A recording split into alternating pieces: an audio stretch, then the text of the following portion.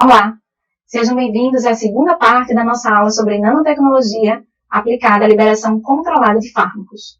Nesse segundo momento, nós vamos abordar os principais tipos de nanoestruturas, interações fármaco-ativo e nanovetor, lipossomas e micelas, sua classificação, formulação, principais caracterizações e a aplicação de lipossomas na área para o tratamento e diagnóstico de câncer. Bom, como mencionamos na aula 1, existem vários nanovetores ou nanocarreadores, mas nas nossas aulas nós vamos abordar apenas alguns deles: lipossomas, nanopartículas poliméricas, ciclodextrinas, dendrímeros e hidrogéis. Bom, nós precisamos entender, inicialmente, como o fármaco ele normalmente interage com o nanovetor. As principais interações são de natureza não covalente ou covalente. Nos dois casos, o ativo pode estar na superfície do nanovetor ou na parte interna desse nanovetor. Nós sabemos que interações covalentes são interações muito mais fortes, mas nos dois casos, existem vários nanovetores de sucesso para diferentes aplicações. Bem, alguns dos nanocarreadores mais utilizados são as micelas e os lipossomos. Essas são estruturas lipídicas constituídas por moléculas anfipáticas. Anfipáticas quer dizer que tem uma afinidade tanto pela água como pelo meio hidrofóbico. Então, aqui a gente tem um exemplo de um lipídio que apresenta uma porção que tem afinidade, sim, pela água. Então, nesse caso, ela é uma porção hidrofílica, enquanto que essa outra porção aqui não tem afinidade pela água. Essa, então, é uma estrutura lipídica anfipática. Bom, se a razão ou a proporção entre a parte hidrofílica for maior do que a parte hidrofóbica, quando eu falo proporção, é a dimensão, né? A dimensão como esse lipídio ele é constituído. Se for num formato cônico, esses lipídios em meio aquoso tendem a se organizar em estruturas vesiculares chamadas de micela. E aí eles apresentam um núcleo hidrofóbico no seu interior. Entretanto, se esses lipídios apresentam uma proporção hidrofílica por hidrofóbica num formato cilíndrico, esses lipídios em meio aquoso tendem a formar bicamadas, e essas bicamadas se fecham para formar estruturas vesiculares globulares, né, com uma cavidade aquosa no seu interior. Bem, existem vários tipos de lipídios utilizados para a fabricação de lipossomas e micelas. Então, aqui a gente tem a característica de um lipídio, nesse caso, um fosfolipídio.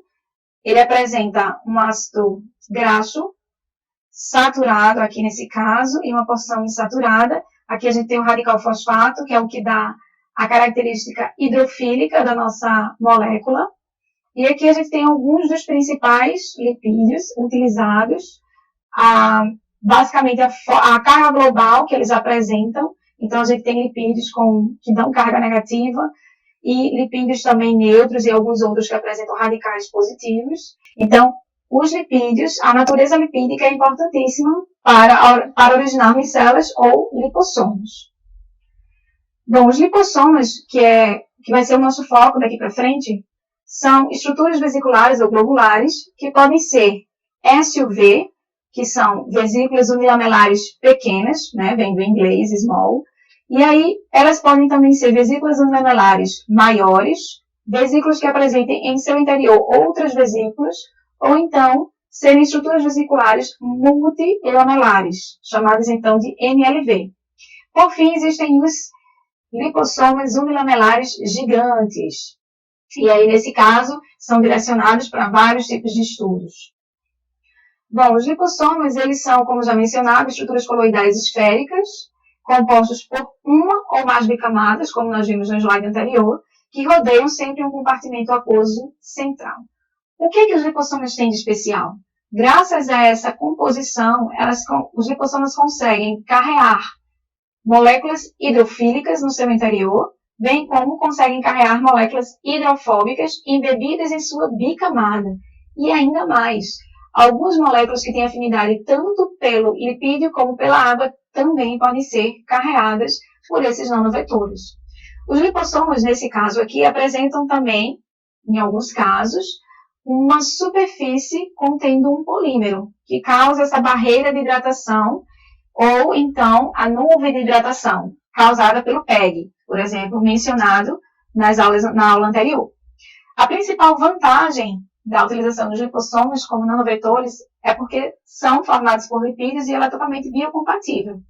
E uma das desvantagens é justamente no custo de sua fabricação. Obviamente que existem alguns gargalos, mas uma das grandes dificuldades é justamente a questão financeira. Um dos principais lipídios utilizados é consideravelmente caro. Existem vários tipos de lipossomos. Então, nesse quadro, a gente consegue perceber as principais categorias. Então, aqui a gente tem lipossomos convencionais, formados por lipídios normais aqui. O fármaco ele pode estar sempre embebido no meio, na parte externa, na parte interna. Ou esses lipossomos podem ter polímeros na sua superfície, e esses polímeros causam essa barreira de hidratação estérica, causam essa camuflagem do lipossoma. E aí o fármaco ele também pode estar embebido nas mais diversas porções. Existem lipossomas, aqueles de terceira geração, como nós vimos na aula anterior, que apresentam, por exemplo, anticorpos ou peptídeos na sua superfície que vão direcionar esse lipossoma para células específicas. Existem lipossomas catiônicos, são lipossomas que apresentam lipídios com carga positiva, outros lipídios como nós já mencionamos, com carga negativa. E aqui a gente tem lipídios que podem também ter na sua superfície outras moléculas, né, desenhando esse nanovetor, como carboidratos, lectinas. Nos mais diversos tipos de lipossomas, a gente também tem 3 possibilidades de carrear o nosso fármaco, como já mencionado aqui. A principal maneira de fabricar ou de formular um lipossoma é o método de hidratação lipídico. Obviamente, não é apenas esse método, mas esse é um dos métodos mais utilizados e acredito ser um dos mais simples também. Então, em um balão de fundo redondo, nós adicionamos os lipídios e um solvente orgânico juntamente com o fármaco que é hidrofóbico. Então, esse é o momento em que o fármaco ele é dissolvido junto com lipídios e o solvente orgânico. Essa mistura, então, vai para o rotaevaporador.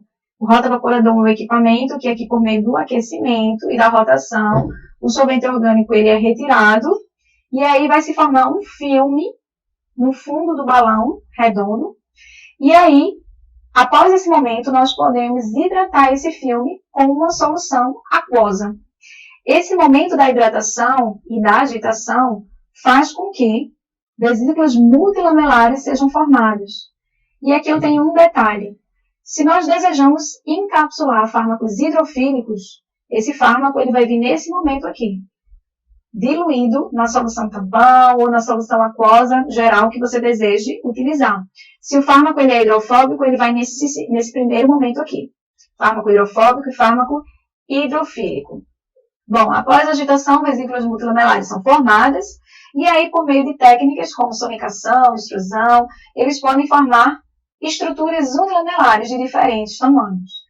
Bom, técnicas de purificação são utilizadas para finalizar, e aí nós temos uma formulação lipossômica, com o fármaco hidrofóbico embebido na bicamada ou o fármaco hidrofílico encapsulado no interior aquoso.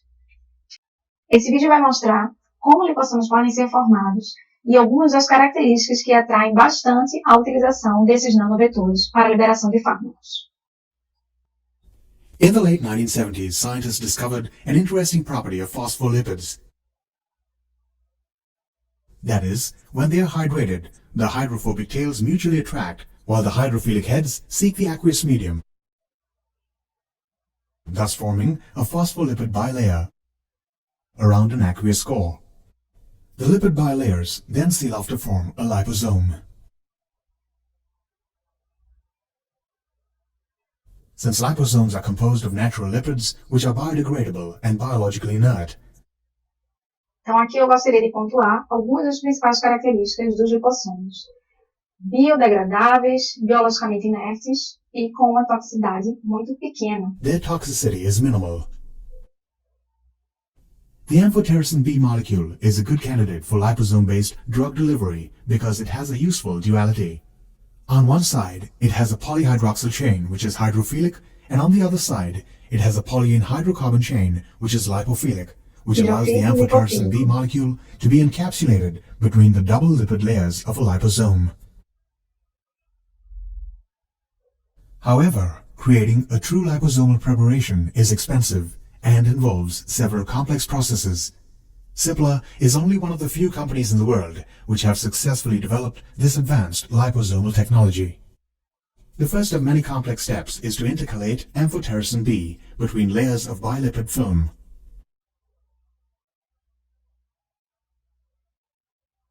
When the layers of bilipid film are hydrated, they swell up.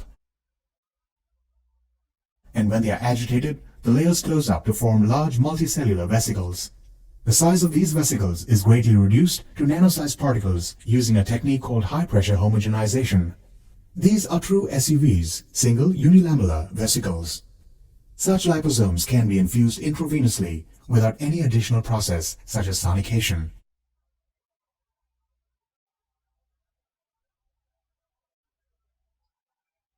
Bom, esse vídeo tem propagandas, né, da empresa, mas é um vídeo muito interessante porque ele mostra o porquê, né, os lipídios eles se agregam em meio aquoso, eles tendem a formar as vesículas lipídicas, mostra também como nós conseguimos encapsular um fármaco, mostra o momento em que as vesículas multilamelares se desprendem, por exemplo, durante a técnica de formulação, gerando vesículas. E aí, nesse caso, ele apresenta uma técnica específica, mas, no geral, a formulação, as estratégias de formulação compreendem, então, você colocar um solvente orgânico dissolvendo seus lipídios e, posteriormente, você vai adicionar um líquido ou um meio aquoso contendo o fármaco hidrofílico. As principais caracterizações que serão mencionadas para os lipossomos também podem ser facilmente aplicadas para os outros nanovetores. Uma das principais é o tamanho da partícula. Essa caracterização tem por objetivo medir o tamanho da maioria das partículas em uma suspensão. Bem, se você deseja, por exemplo, formular um nanovetor para o tratamento do câncer, sabemos que boa parte dos tumores sólidos são modulados ou são formulados até 200 nanômetros. Então, garantir que o tamanho dessas nanopartículas seja obtido dessa maneira é importantíssimo. Então, essa caracterização é uma das primeiras que são realizadas. Bem, uma outra característica também que tem que ser avaliada é quanto ao índice de polidispersão. Esse índice mede a variação do tamanho das partículas em uma suspensão. Nós sabemos que nem todas as partículas apresentam o mesmo tamanho. Mas quanto menos disperso, quanto menos for essa variação de tamanho, melhor. Então, o índice de polidispersão é uma característica bastante utilizada após o momento de formulação. Bom, o tamanho da partícula, por exemplo, e o índice de polidispersão também são utilizados para avaliar quando um nanovetor. Essas duas características também são importantes. Bom, algumas dessas principais caracterizações feitas para os lipossomos são facilmente aplicados para os outros nanovetores. A primeira delas é a avaliação do tamanho de partícula. Essa técnica ela tem por objetivo avaliar o tamanho da maioria das partículas em uma suspensão. O tamanho da partícula é importantíssimo, a depender do que você deseja aplicar.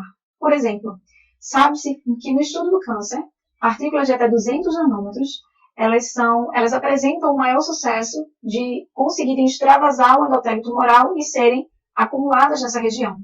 Sendo assim, o tamanho de partícula é uma característica que é feita basicamente ou inicialmente após as formulações lipossomais. O tamanho de partícula também reflete, por exemplo, se houve ou não, de alguma forma, uma taxa de encapsulação. Isso não é um fato fechado, mas se você tem uma partícula vazia de 100 nanômetros e após o processo de encapsulação a sua partícula tem 150 nanômetros, a gente imagina que o aumento dessa partícula foi justamente pelo aumento na encapsulação do nosso ativo. O índice de polidispersão, ele mede a variação do tamanho das partículas na suspensão. Algumas das principais caracterizações utilizadas para os lipossomos também podem ser utilizadas para os outros nanovetores. Algumas das principais caracterizações que serão mencionadas para os lipossomos também podem ser facilmente aplicadas para os outros nanovetores. Uma das primeiras caracterizações realizadas após uma formulação é a avaliação do tamanho de partícula. Essa avaliação tem como característica medir o tamanho da maioria das partículas em uma suspensão. Bom, o tamanho é muito importante porque, a depender do que se deseja fazer ou do que se deseja aplicar, o tamanho vai aumentar as chances ou diminuir as chances do fármaco ser liberado ou captado pelas células de interesse. Sabe-se, por exemplo, que para aplicações antitumorais, partículas de até 200 nanômetros apresentam grandes chances de extravasarem o endotélio tumoral e se acumularem nessa região. Então, a variação do tamanho da partícula ela é importantíssima. Além disso, alguns estudos também mencionam variações do tamanho da partícula antes e após a encapsulação como um dos indícios de que está ocorrendo, sim, um processo de encapsulação. Uma outra característica analisada é o índice de polidispersão, que nada mais é do que o índice de variação do tamanho das partículas em uma suspensão. Nós sabemos que nem todas as partículas apresentam o mesmo tamanho. Então, a variação do tamanho da partícula é importante, porque partículas com a maior variação tendem a se agregarem. Então, quanto menor a dispersão, melhor para o nosso sistema.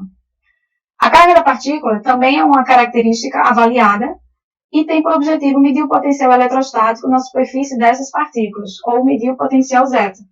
A carga da partícula é importante porque também determina se essa partícula vai sofrer agregação ou não.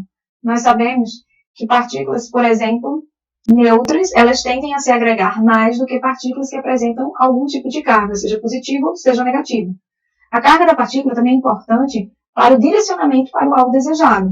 Se o seu objetivo é atingir células que têm cargas negativas, você formula lipossomas que apresentem uma carga, por exemplo, positiva. Então, essa é uma das vias para avaliar se o seu lipossoma foi bem formulado. A carga da partícula ou o potencial zeta também pode ser uma medida utilizada para avaliar a taxa de encapsulação ou, de alguma forma, uma absorção do nosso sistema. Se a gente percebe que a carga da partícula modificou muito, isso pode ser um indício de que o fármaco em que nós desejávamos que ele fosse encapsulado, ele pode estar totalmente dissolvido na superfície do nanovetor, ou que algum outro processo não esteja acontecendo de forma adequada. Então, o potencial zeta é uma característica muito importante para avaliar se os nossos nanovetores foram bem formulados. Bem, a taxa de encapsulação reflete quanto do fármaco foi, de fato, colocado dentro do nosso nanovetor. Sendo assim, esse teste ele é realizado de forma diferente. Né? Existem várias possibilidades para avaliar a taxa de encapsulação. Nós vamos ver no slide posterior que métodos como diálise, ultracentrifugação facilitam a avaliação de quanto de fármaco foi realmente encapsulado.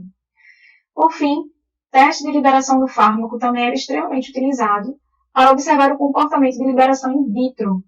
Então, após a formulação de um nanosistema, você faz testes de diálise ao longo do tempo e vai verificando qual é a taxa de liberação desse fármaco. E aí a gente consegue fazer uma cinética, né? Consegue entender o comportamento da liberação do fármaco em um sistema totalmente controlado, que é um sistema in vitro. Obviamente que a taxa de liberação pode ser diferente no sistema in vivo, porque são muitas variáveis. Bem, aqui a gente tem algumas das principais estratégias que a gente pode utilizar.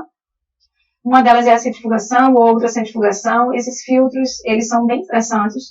Eles parecem Eppendorfs e aqui eles apresentam um filtrinho. O lipossoma, ele é colocado aqui, o líquido lipossomal. Você submete a uma centrifugação e tudo que conseguiu passar pelo filtro foi aquilo que, teoricamente, não foi encapsulado. E aí você consegue dosar quanto do fármaco não foi encapsulado. Uma outra estratégia também que pode ser utilizada é a diálise. Nesse caso, você pode medir tudo que ficou dentro da sua membrana, após, obviamente, um processo de extração, e aí você vai liberar o ativo que está todo dentro dessa membrana. A diálise também, como eu mencionei, pode ser utilizada como estratégia para avaliar quanto do fármaco foi liberado. E aí, de tempos em tempos, faz-se uma coleta nesse líquido e vê quanto do fármaco está presente nele. A ultracentrifugação é uma estratégia também utilizada para a separação do sobrenadante, em alguns casos onde fica difícil da gente avaliar ou difícil de usar esses filtros aqui, que são, na maioria das vezes, os mais simples e os mais utilizados. Então, aqui a gente tem um exemplo de duas estratégias, diálise e ultracentrifugação, que foi utilizada para avaliar a taxa de encapsulação de uma proteína relativamente grande, de 100 kilodaltons, nos lipossomas curtidos. Então, a taxa de encapsulação é dada pela concentração do fármaco, por meio da razão entre a concentração do fármaco encapsulado pela concentração do fármaco total colocado na nossa formulação. multiplicado por 100. Então, esse resultado é um resultado em porcentagem. E a partir desse momento, a gente consegue perceber quanto de efetivo está sendo a nossa técnica. Por exemplo, pelas técnicas convencionais, se você só consegue obter 30% de taxa de encapsulação, esse é o momento em que você tenta procurar outras estratégias para aumentar as taxas de encapsulação. Bom, esse trabalho foi desenvolvido por mim e o grupo da professora Nereide. Ele é intitulado como A encapsulação em lipossomos furtivos aumenta a atividade antitumoral da lectina recombinante de Cratilha mollis, expressa em Escherichia coli. Esse lipossomo formulado, ele continha lectina recombinante encapsulada em seu interior, e por ser um lipossomo furtivo, apresentava PEG na sua superfície. Isso fazia com que o lipossomo permanecesse mais tempo na circulação sanguínea e fosse facilmente ou tivesse uma possibilidade maior de ser acumulado na região do tumor, visto por meio das características já mencionadas anteriormente, de que o tumor apresenta uma permeabilidade vascular e uma diminuição da drenagem linfática. Dessa forma, a lectina recombinante apresentou 59% de inibição tumoral quando ela era colocada no seu formato livre, enquanto que quando essa lectina era encapsulada em lipossomos furtivos, a taxa de inibição do tumor aumentava para 75%. Então, a gente consegue perceber através desses gráficos também, através das imagens do tumor, de diminuição do tumor. Isso mostra o potencial dos lipossomos para acarrear fármacos para a região do tumor. Então, aqui a gente tem uma formulação comercial, que é o Doxil. O Doxil é uma estrutura lipossomal que apresenta no seu interior um fármaco extremamente tóxico, que é a doxorubicina. E esse lipossoma, ele é um lipossoma PEGylado, como já anteriormente mencionado, um lipossoma que apresenta PEG ou um polímero na superfície, que faz com que essa estrutura passe mais tempo na corrente sanguínea. Esse fármaco, ele é indicado para recidiva de câncer de ovário, por exemplo, para outros tipos de câncer, e ele tem como objetivo proteger o fármaco da depuração pelo sistema mononuclear fagocítico, evitar com que ele seja facilmente retirado e consiga, assim, atingir o local do tumor. Bem, essas são algumas das referências utilizadas nessa apresentação. Vejo vocês na próxima aula.